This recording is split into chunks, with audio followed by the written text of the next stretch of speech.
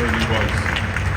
Taylor, I feel like you had the best seat in the house for the formulation. As you were having conversations with Wyndham about Bray, can you give us some insight as to how those early conversations went? So a little backstory before getting into it. Me and Wyndham started and we were tagging together. We were tag team Bo and Duke Rotunda, and we were having a blast. And that time, he was told he was going to go to NXT, and they turned him into Husky Harris. Kind of already went through, he was going in a whirlwind, and sent up on the road. He was still very new and green, and wasn't necessarily ready to go up. Anyways, he went up and he made it, and did it the best he could possibly do.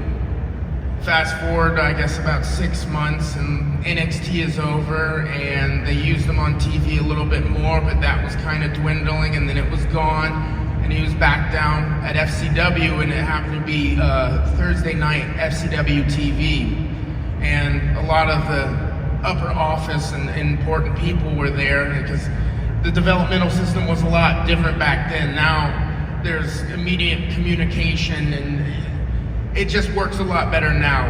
It was few and far between when we got to see the important people. It was every couple months, but hardly ever. So they were there that night, and it was actually a really good night for me. Things were really turning over, and I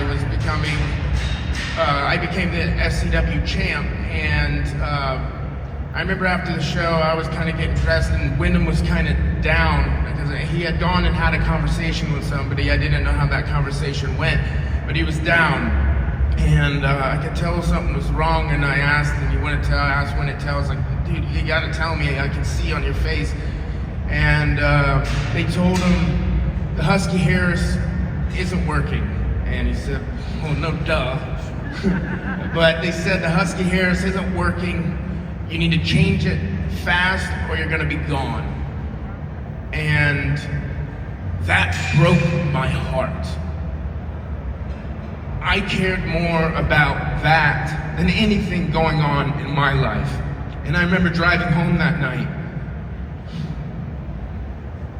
just thinking, I don't want to do this without him. If he goes, I'm going. I don't care how good it is going for me. If he goes, I'm gone.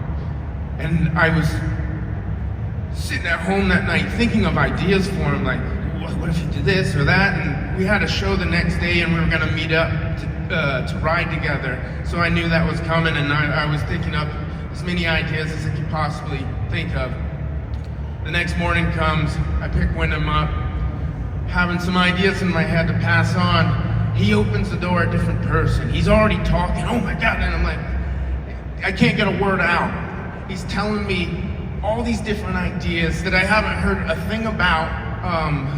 Bringing up, he watched Cape Fear last night. Have you ever seen Waylon Mercy showing me little weird videos of this? He's gonna wear a fedora. What if he smokes a cigarette? What if he has a little person sitting on his shoulder? It didn't end.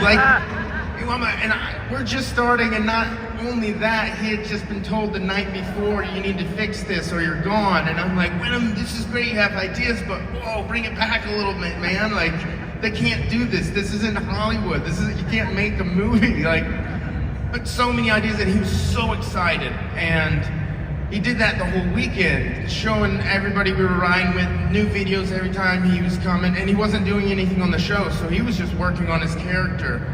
That rolls around into the next week. The next Wednesday, we have promo class, and that was the debut of Bray Wyatt. And I have goosebumps right now. I'm not lying, not saying it just for this in this moment. I knew the business had changed. He had made a movie in 2 to 3 minutes with nothing but him. You needed nothing else, no special effects, nothing.